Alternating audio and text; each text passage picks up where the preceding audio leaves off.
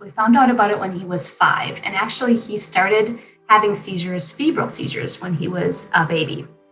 And we were kind of at the point where at 5 years old, you're supposed to outgrow them between 5 and 6. So we thought we were kind of, at the end of our journey. And he had, I would say, a handful of seizures throughout, febrile seizures from age 1 to age 5.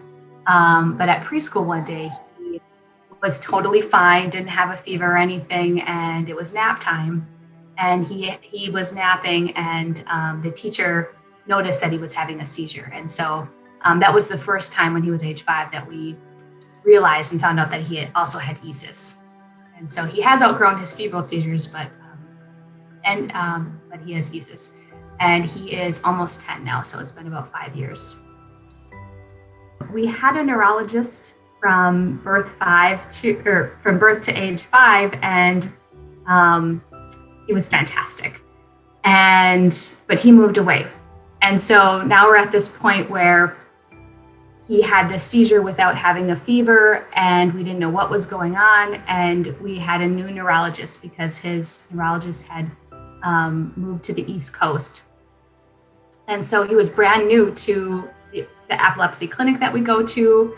And he said, and he obviously was brand new to us, and he said, let's do an overnight EEG, since he had a seizure while napping. And we thought, well, that's kind of weird, but okay, let's do an overnight EEG. And so we did. And that's when we found out that he had ESES. So it was kind of like a happy accident that he was brand new to, the clinic. So he just wanted to get the full picture, because he didn't really exude any of the common traits of ESES, meaning that he wasn't exhibiting like learning difficulties at the time, although he was only preschool, so it was tough, but he was an early reader. And so he didn't show any of the typical signs. And so it was actually quite a shock to us when the next day, when we were still in the hospital, that ESES was the diagnosis.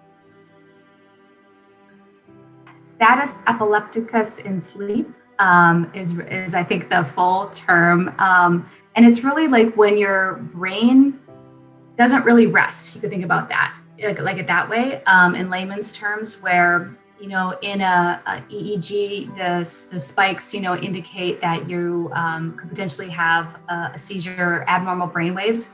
That's what happens to Chase at night. It's sort of like a switch. When he goes to sleep, his brain waves just start having that activity. And so his brain is really not resting when he goes to sleep, like a typical person would. So that's the difference. Although he will have seizures at night. So that's where it will clinically present itself like epilepsy. It's just a different type of epilepsy.